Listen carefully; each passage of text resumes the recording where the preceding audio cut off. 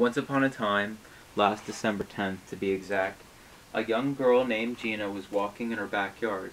She was looking for bones and bugs and other cool stuff when she noticed some funny-looking tracks in the snow.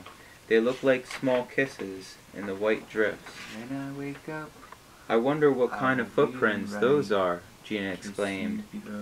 She decided to follow them to see what kind of funny-looking creature made such funny-looking tracks. After a few curious minutes, Gina found the object of her search, a bunny. "Oh, I should have known," Gina said. "How are you today, little bunny?" The little fuzzy rabbit didn't answer, but just blinked and wiggled his nose. Gina said, "You must be my friend, the bunny I rescued from the trap the other day." You see, about 2 days ago, Gina found a small bunny in a hunter's trap in the woods near her house. His leg was bleeding, and Gina bandaged it with some old clothes. The bunny looked exactly like the one she had saved. "I hope you're feeling better," said Gina, "but I really have to go now." All of a sudden, the bunny hopped a little bit. Then he stopped, and he looked deep in the woods, and then turned to Gina. "What's over there?" Gina questioned. "What are you looking at?" The bunny began to hop further into the woods. Gina followed him. As long as she was home before dark, she wouldn't get in trouble. Gina followed the rabbit for a long while. She walked and walked and walked. Finally, she reached the entrance to a large cave. The bunny began to hop in, but stopped when Gina didn't follow. "I don't know about this," said Gina. "I don't know what's in there." But the bunny just blinked and wiggled his nose and hopped into the cave. Slowly, Gina followed. To her surprise, the entire cave was pink.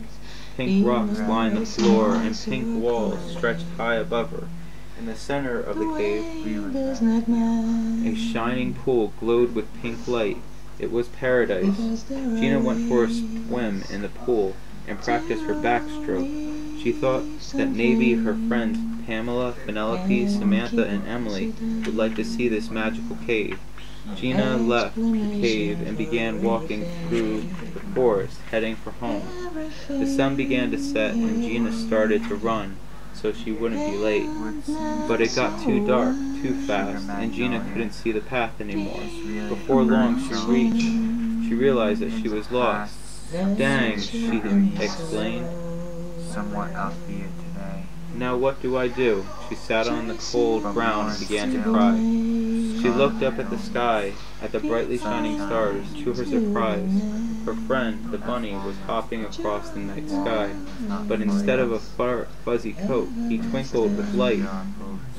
The bunny looked down on her and blinked and wiggled his nose. "Oh, bunny," Gina shouted, Can you help me find my way home?" The bunny began to hop across the sky towards Gina's house. She followed him, and before long, she was in her backyard again.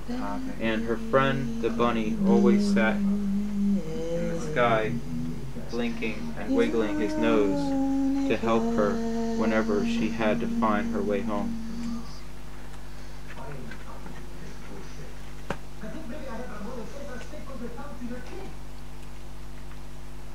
Michelle Rommel. Facade.